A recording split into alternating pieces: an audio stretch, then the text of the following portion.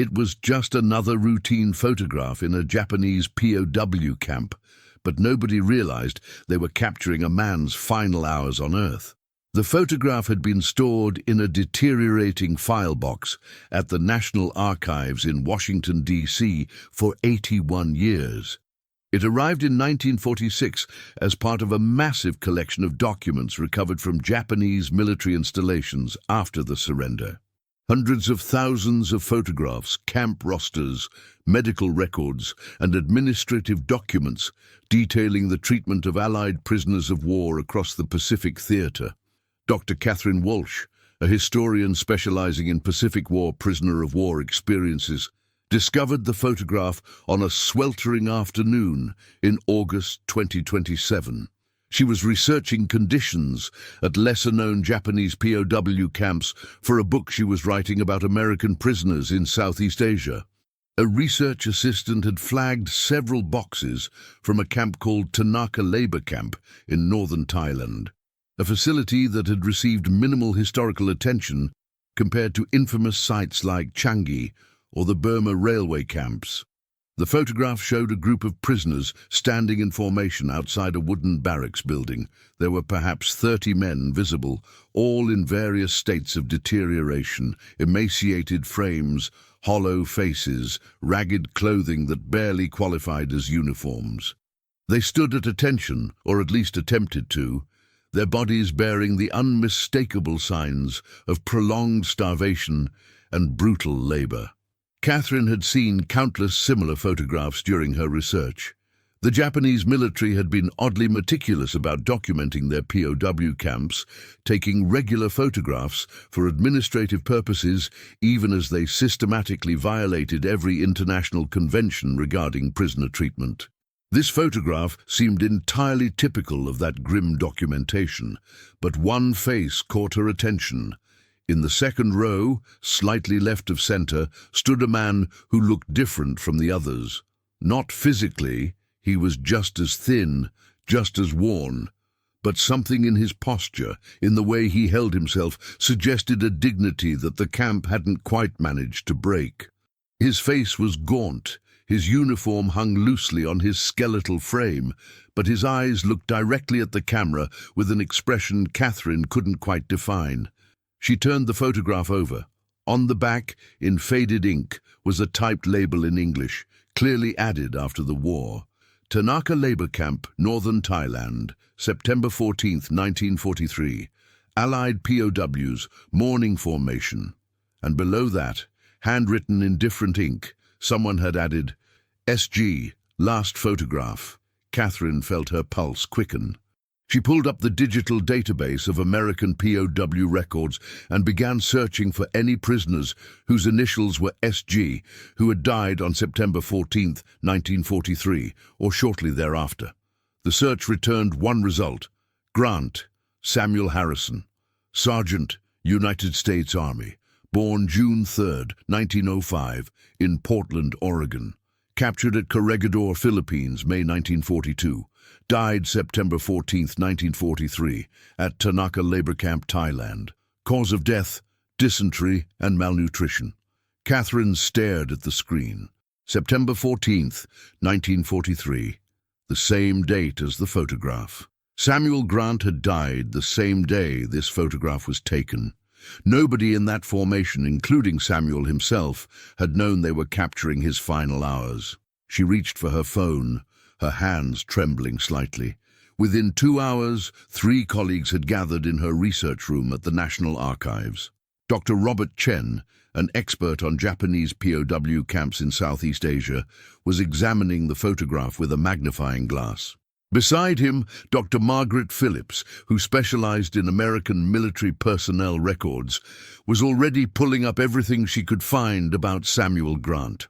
The third person, Dr. James Thornton, was a forensic photograph analyst who had worked on several historical image authentication projects. The Tanaka labor camp was relatively small, Robert explained, studying the background details of the photograph. It held between 100 and 150 prisoners at various times. They were used for logging operations in the Thai jungle, cutting timber that was shipped south for Japanese military construction projects. The mortality rate was approximately 40%. 40%, Margaret repeated quietly. These men had almost a coin-flip chance of survival.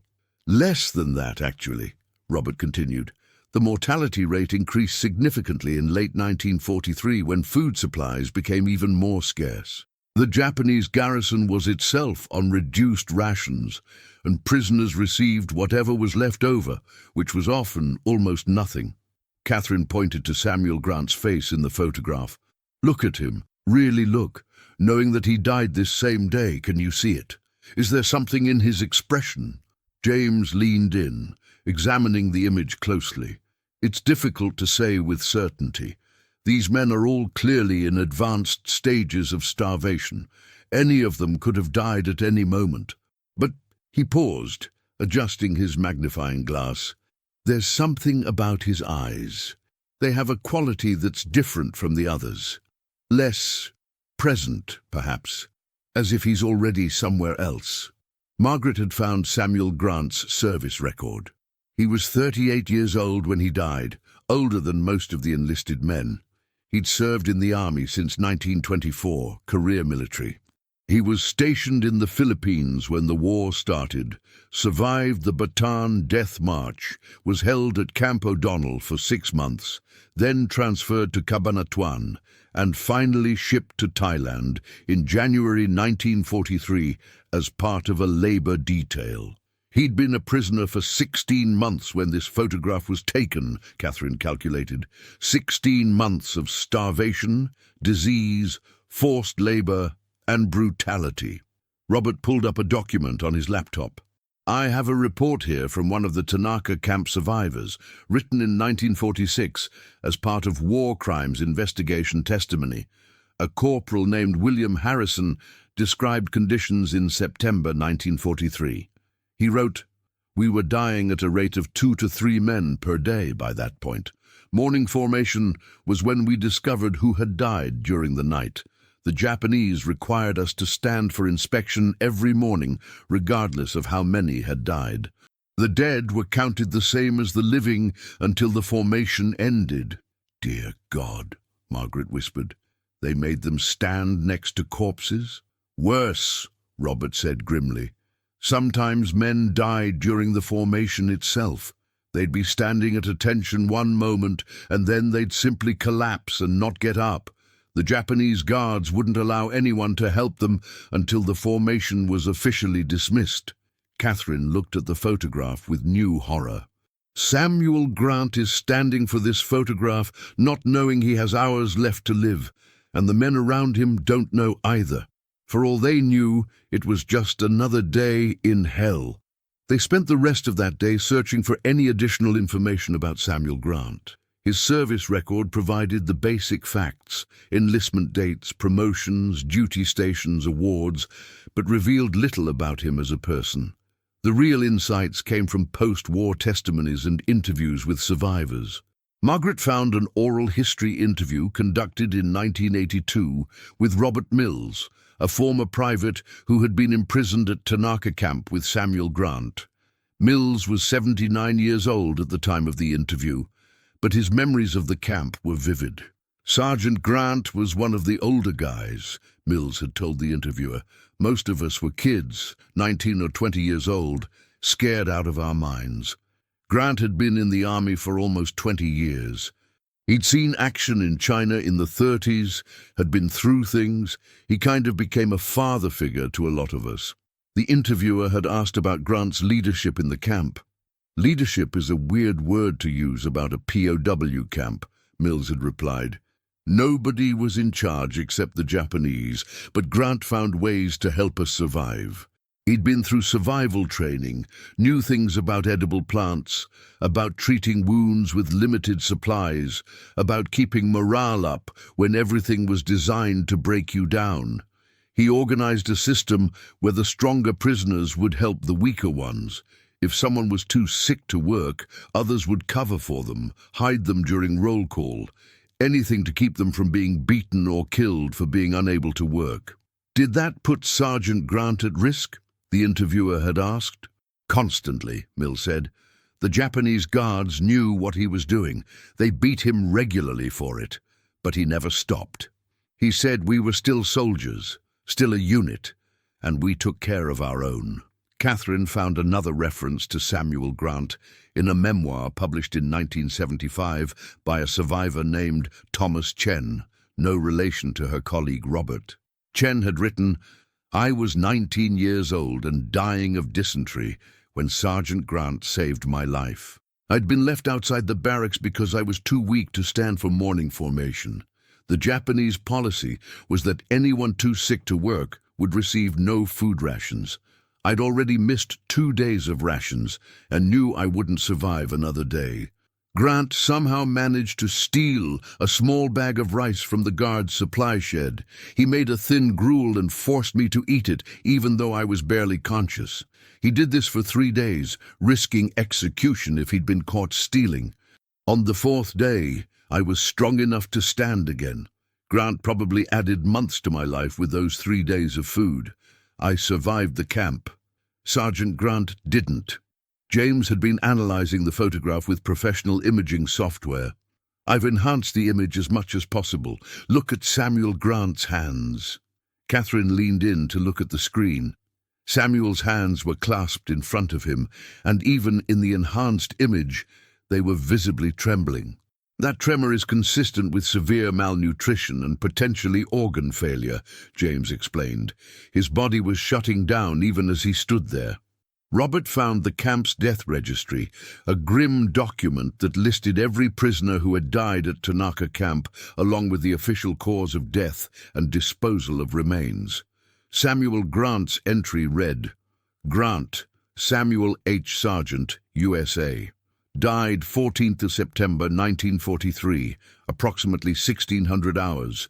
Cause, dysentery and general debilitation. Remains buried in Camp Cemetery, grave marker Bun 27. 4 p.m., Catherine said. The photograph was taken during morning formation, probably around 7 or 8 a.m. He had maybe 8 or 9 hours left to live after this photograph was taken." Margaret found something else in the testimony records. A statement from the camp's medical officer, a Japanese lieutenant named Takeshi Yamamoto, given during his war crimes trial in 1946. Yamamoto had testified that medical supplies at Tanaka Camp had been almost non-existent by September 1943. "I had requested additional medical supplies multiple times," Yamamoto's testimony read, "but no supplies arrived. By September, I had no medications to treat dysentery, no bandages for wounds, nothing. Men were dying of easily treatable conditions simply because I had nothing to treat them with. When prisoners came to me sick, all I could tell them was to rest and hope. Most did not survive." The prosecutor had asked Yamamoto about specific prisoners. "Do you remember a Sergeant Samuel Grant?" "Yes," Yamamoto had replied. "He came to me on the morning of September 14th. He was very ill, could barely walk. I could see he had advanced dysentery and was severely malnourished. I told him he should be exempt from labor duty that day. He refused. He said if he didn't work, he wouldn't receive rations, and he needed the rations to trade with other prisoners who were sicker than him." "What did you tell him?" "I told him he was dying, that working would only hasten his death. He said he knew, but that other men needed help more than he needed rest. I have thought about that conversation many times since the war. He chose to die so that others might have slightly better chances of survival." Catherine sat back in her chair, overwhelmed by what they were discovering. Samuel Grant had known that morning that he was dying. He'd been told by a doctor, and yet he'd stood for formation, had his photograph taken, and had gone to work in the logging camp anyway. They requested high-resolution scans of every document related to Tanaka labor camp. Over the following weeks, they pieced together the full story of September 14th, 1943. The morning had begun with the typical formation. The prisoners had been roused at 5:30 a.m., given a thin rice gruel that barely qualified as breakfast, and ordered to assemble outside the barracks at 6:45 a.m. for roll call and inspection. The photograph had been taken by a Japanese military photographer who visited the camp periodically to document conditions, documentation that would later serve as evidence of war crimes. After the photograph, the prisoners had been divided into work details. Samuel Grant had been assigned to a logging crew, cutting timber in the dense jungle several miles from the camp. According to testimony from survivors who had worked alongside him that day, Samuel had been visibly ill, but had insisted on working.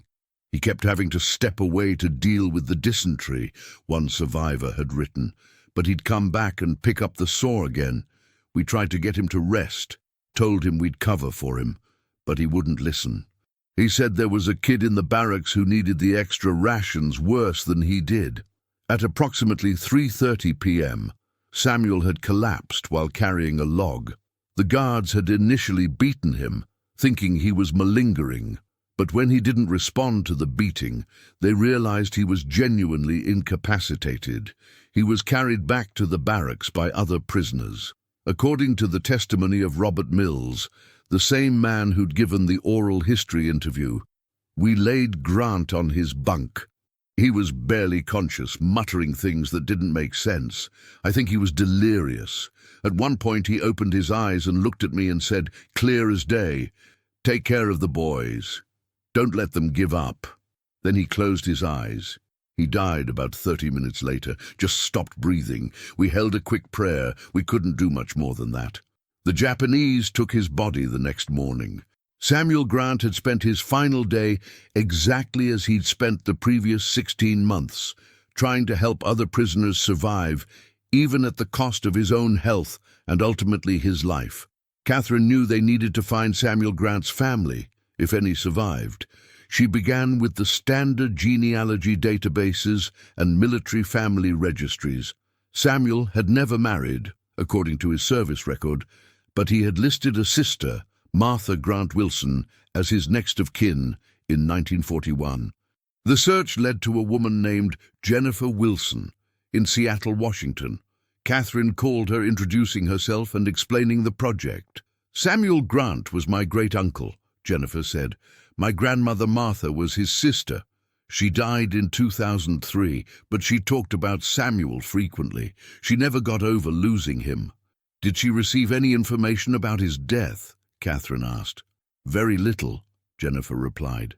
Just a telegram in 1946 saying he had died in a Japanese POW camp in 1943. No details, no explanation of how or where exactly. My grandmother spent years trying to find out more, writing letters to the army, to other survivors, to anyone who might know something. She died, never really knowing what happened to her brother. Catherine explained what they had found. The photograph, the testimonies, the details of Samuel's final day. Jennifer was crying by the end of the explanation. He was helping other people even as he was dying? That's what all the testimonies say, Catherine confirmed. Every survivor who mentioned your great-uncle described him the same way. Selfless, courageous, always putting others first. That sounds like the man my grandmother described, Jennifer said. She told us that Samuel had basically raised her after their parents died when they were young. He'd joined the army to support her financially, sent money home for her education. She said he'd always been protective, always thinking of others before himself. Jennifer agreed to share family materials with Catherine's research team.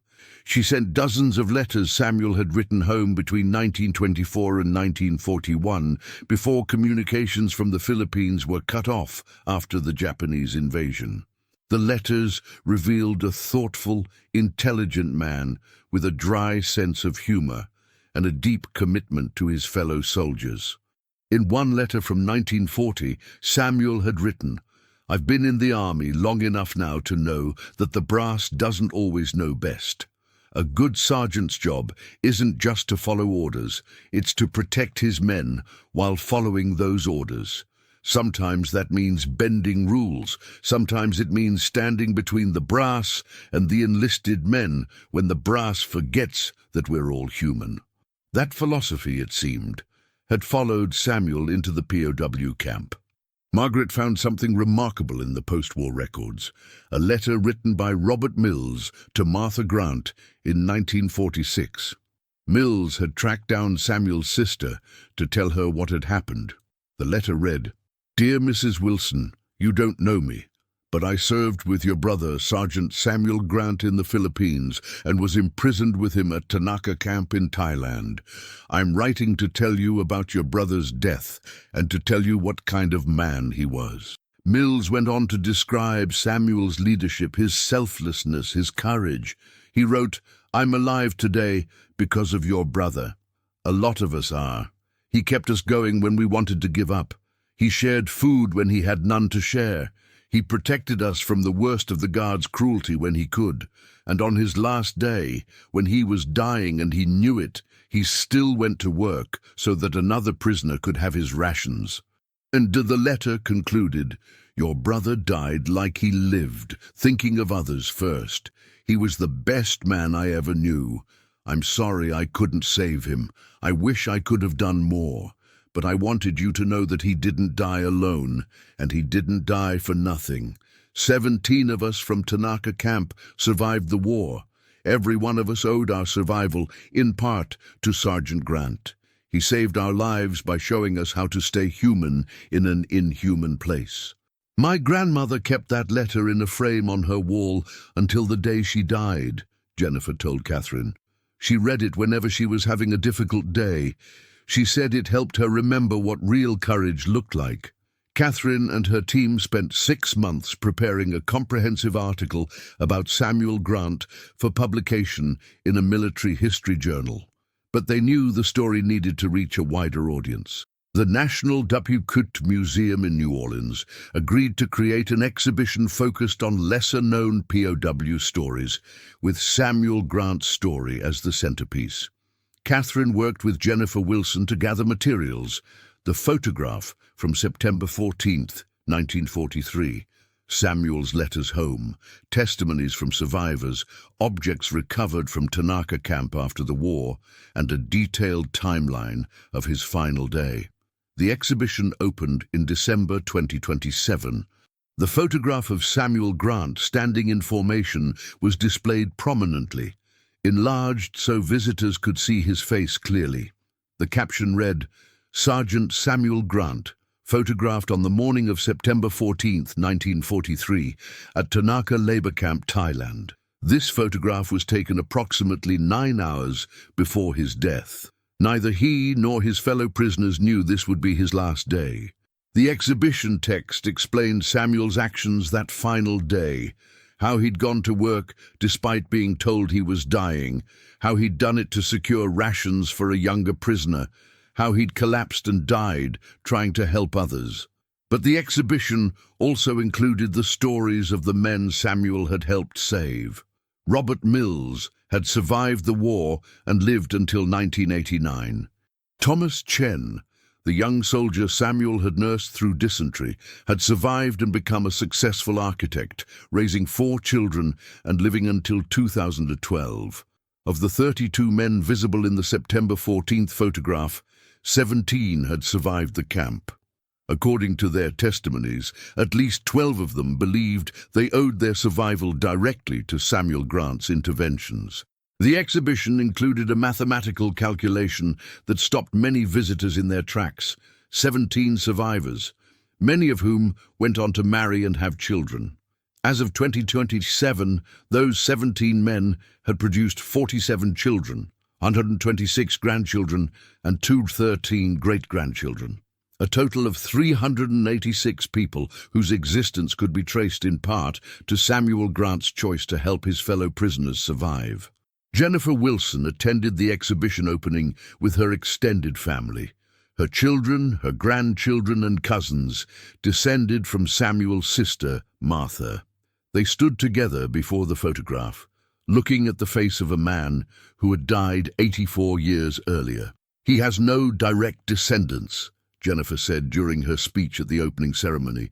He never married, never had children, but through his actions, through his choice to help others survive, he created a legacy that lives on in hundreds of people. The descendants of the men he saved are, in a way, his legacy too. The story went viral within days of the exhibition opening. News outlets picked it up, focusing on the haunting detail that nobody in the photograph knew they were capturing Samuel Grant's final hours. Social media filled with discussions about selflessness, courage, and the small choices that can echo through generations. But the most meaningful response came from the descendants of the Tanaka camp survivors. They began organizing reunions, gathering to honor the memory of Samuel Grant and the other prisoners who hadn't survived. At the first reunion, held in Portland, Oregon, Samuel's hometown, descendants of 12 different survivors attended. They brought photographs of their ancestors, the young soldiers who had survived Tanaka camp and lived full lives afterward. One man, David Chen, grandson of Thomas Chen, stood before the group and said, "My grandfather told me about Sergeant Grant when I was a child. He said that Grant had saved his life with 3 days of stolen rice. My grandfather lived to be 91 years old. He saw me born, saw me graduate college, saw me get married. I have 2 children of my own now. All of this, my grandfather's long life, my existence, my children's existence, all of it traces back to a man who stole some rice and shared it when he had every reason to hoard it for himself." Catherine continued her research, and in 2028 she made one final significant discovery.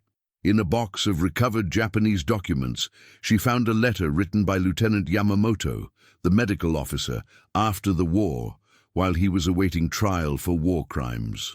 The letter was addressed to no one in particular, apparently written as a personal reflection. In it, Yamamoto described his experience at Tanaka camp and his complicated feelings about what had happened there. "I think often of the American prisoners," Yamamoto wrote. "They were supposed to be my enemies, but I saw them only as suffering men. I had taken an oath as a doctor to preserve life, but I was forced to watch men die of treatable conditions because my own government would not provide medical supplies."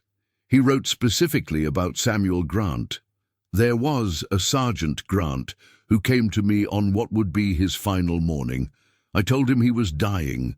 I expected him to be angry or to beg for help I couldn't provide. Instead, he thanked me for my honesty and asked if I could give his rations to a younger soldier who was sick.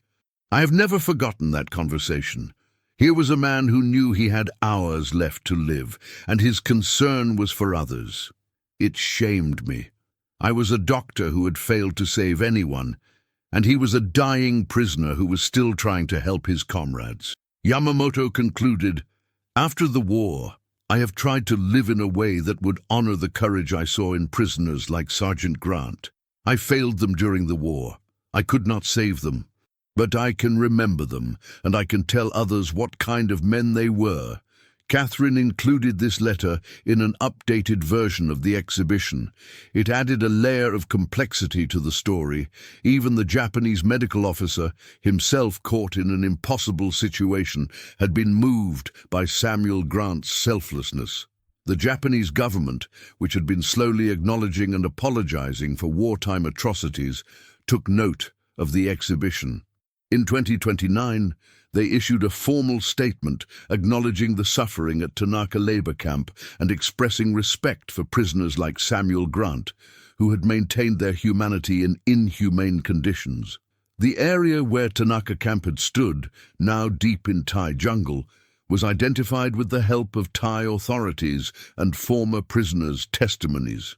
A memorial was erected there in 2030, listing the names of all 64 prisoners who had died at the camp. Samuel Grant's name was first on the list, with a special notation.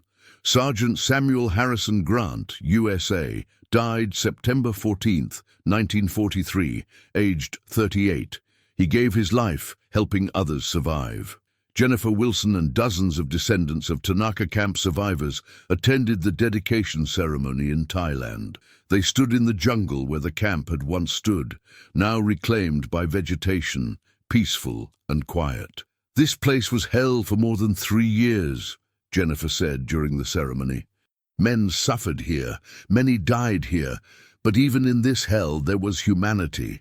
My great-uncle showed that you can't destroy the human spirit, not entirely. Even at the very end, even knowing he was dying, Samuel Grant chose to help others.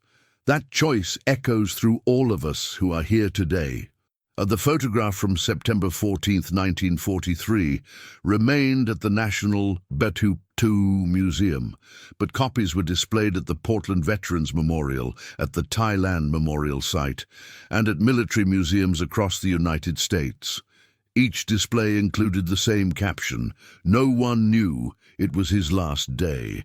Catherine published her book about lesser-known POW stories in 2031, with Samuel Grant's story as the central narrative. The book became a bestseller, used in military academies and ethics classes to discuss leadership, sacrifice, and moral courage. But Catherine always maintained that the photograph itself was the most powerful element of the story.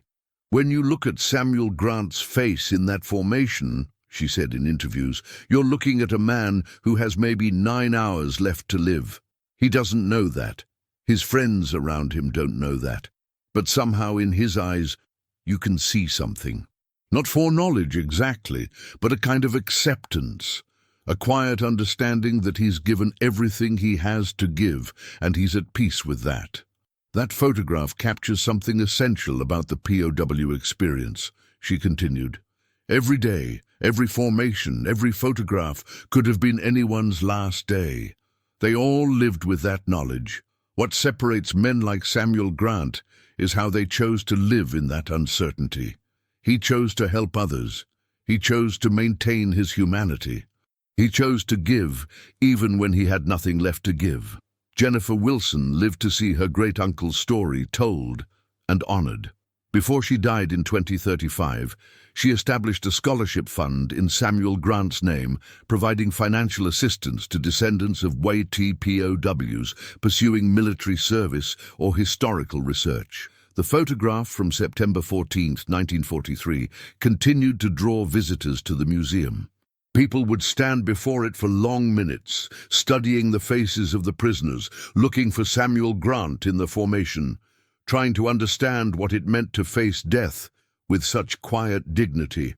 87 years after that photograph was taken, on a morning when nobody knew they were capturing a man's final hours, Samuel Grant's story had become a touchstone for discussions about courage, selflessness, and the choices that define our humanity.